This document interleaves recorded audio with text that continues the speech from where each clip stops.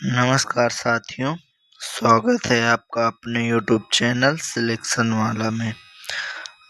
आज हम लोग LTGIC GDC मुख्य परीक्षा पर आधारित प्रश्नों की श्रृंखला में क्लास 4 लेके आए हैं, जिसमें आप उत्तर लेखन शैली तथा उत्तर को किस प्रकार लिखते हैं उसे देखेंगे।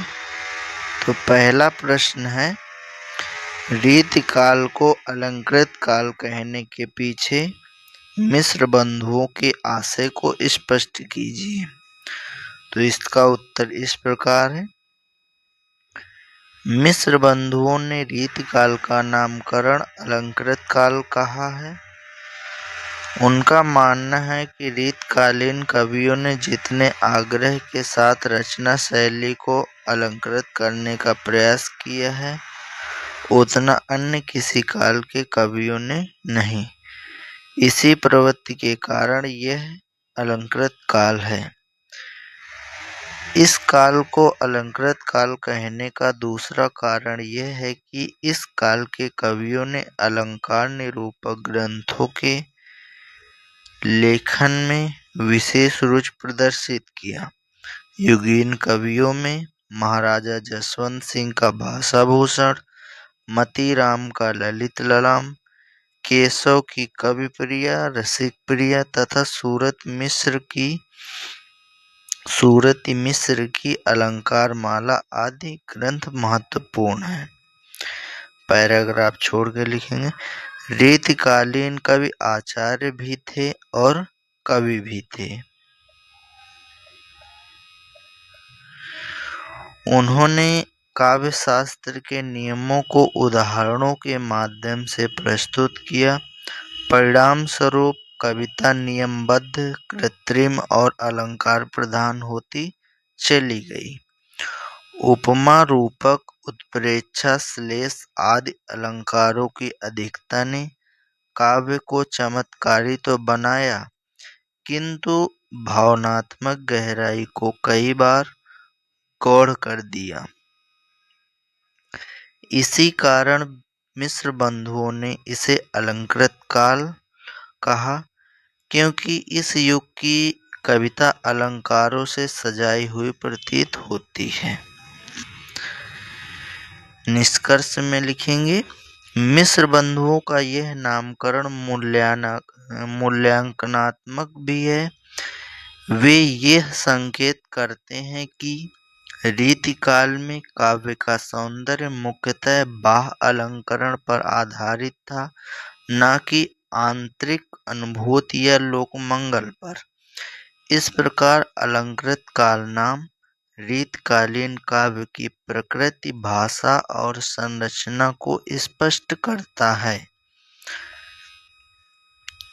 अगला प्रश्न देखेंगे। प्रश्न है, हिंदी साहित्य के मध्यकाल को रीतिकाल नाम देने के पीछे आचार्य रामचंद्र शुक्ल के आशय को स्पष्ट कीजिए। इसका उत्तर हम लोग लिखेंगे 200 शब्दों में।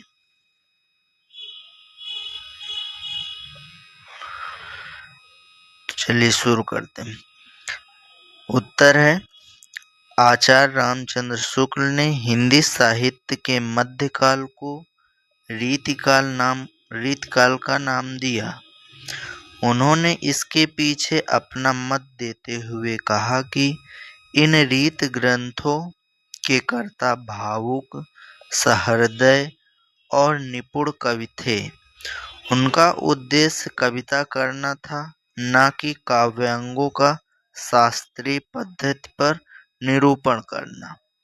अतः उनके द्वारा बड़ा भारी कार्य यह हुआ कि रसों, विशेषतः श्रृंगार रस और अलंकारों के बहुत ही सरस और हृदयग्राही उदाहरण अत्यंत प्रचुर परिमाण में प्राप्त हुए।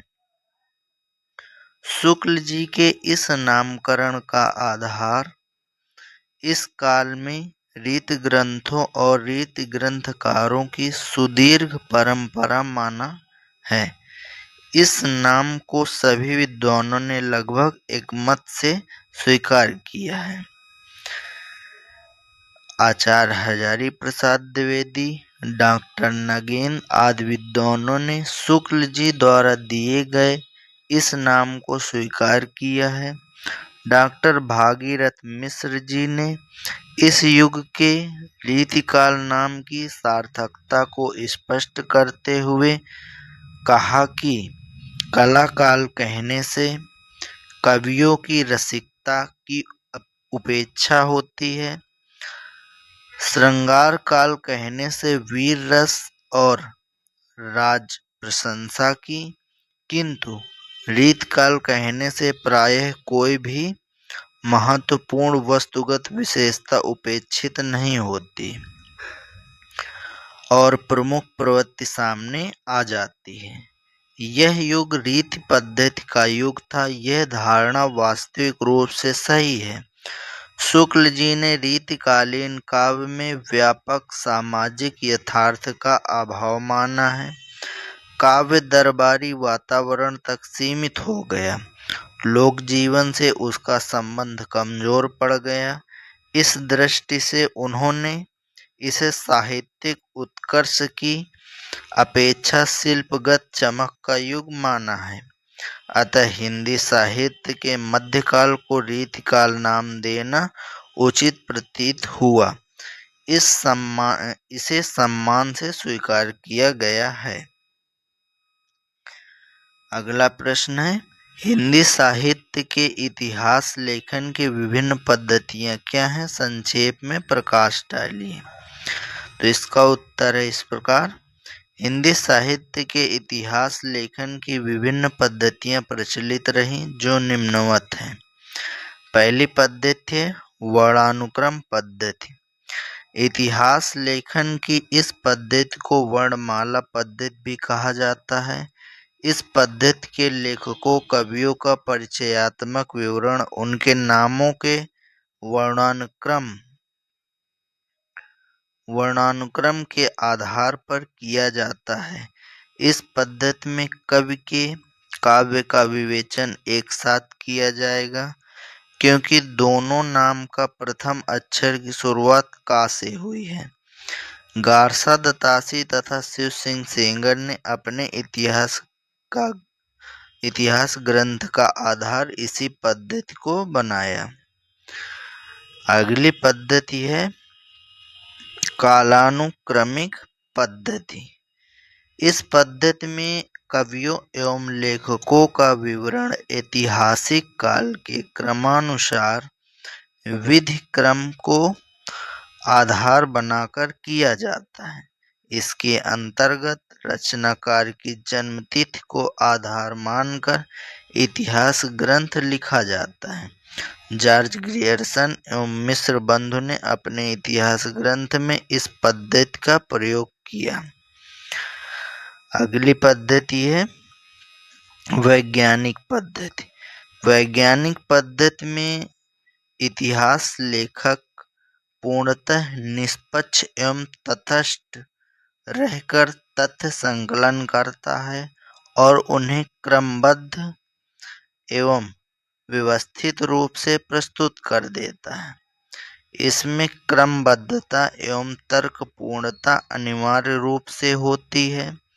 इस पद्धति का दोष कालानुक्रम पद्धति की तरह ही रहता है, क्योंकि इतिहास तथ्य संकलन मात्र न होकर व्याख्या एवं विश्लेषण की अपेक्षा भी करता है। इन विद्वानों के तथ्य संग्रह उपयोगी तो हो सकते हैं, पर वह पूर्ण सफल तभी कहलाता है जब व्याख्या एवं विश्लेषण पर ध्यान दिया जाए। अगली पद्धति है विधेयवादी पद्धति। साहित्य एवं इतिहास लिखने में यह पद्धति सर्वाधिक उपयोगी सिद्ध हुई है। इस पद्धति के जन्मदाता तेन को माना जाता है। साहित्य के इतिहास को समझने के लिए उससे संबंधित जातीय परंपराओं, तत्समयीन वातावरण, एवं परिस्थितियों का वर्णन एवं विश्लेषण अपेक्षित होता है। हिंदी साहित्य में इस पद्धति के आधार पर आचार्य रामचंद्र शुक्ल ने अपना इतिहास ग्रंथ लिखा है। शुक्ल जी कवियों की प्रवृत्तियों का विश्लेषण तत्युगीन परिस्थितियों एवं वातावरण को आधार बनाकर करते हैं। अगली पद्धति है समाजशास्त्रीय पद्धति। इतिहास लेखन की समाजशास्त्रीय पद्धति के अंतर्गत ऐतिहासिक घटनाओं का विवरण न मानकर समाज की संरचना, वर्ग संघर्षों, आर्थिक स्थितियों, सामाजिक जीवन के व्यापक परिप्रेक्ष्य से समझा जाता है। इस पद्धति में इतिहास को सामाजिक शक्तियों के संघर्ष के रूप में भी देखा जाता है। अतः स्पष्ट है, इन पद्धतियों को आधार बनाकर इतिहास ग्रंथ लिखा जाता है। इस प्रकार हम प्रश्नों के उत्तर लिखेंगे तथा इसमें शब्द सीमा तथा समय का बहुत ध्यान देंगे। समय से अगर आप प्रश्नों के उत्तर देंगे तो अटेम्प्ट करने में आसानी होगी। आज की क्लास यहीं तक। अगर वीडियो अच्छी लगी हो तो चैनल को सब्सक्राइब करें, बेल आइकन दबा दें ताकि आपको नोटिफिकेशन मिले। थैंक यू और वीडियो को ज़्यादा से ज़्यादा शेयर करें। जय हिंद साथियों।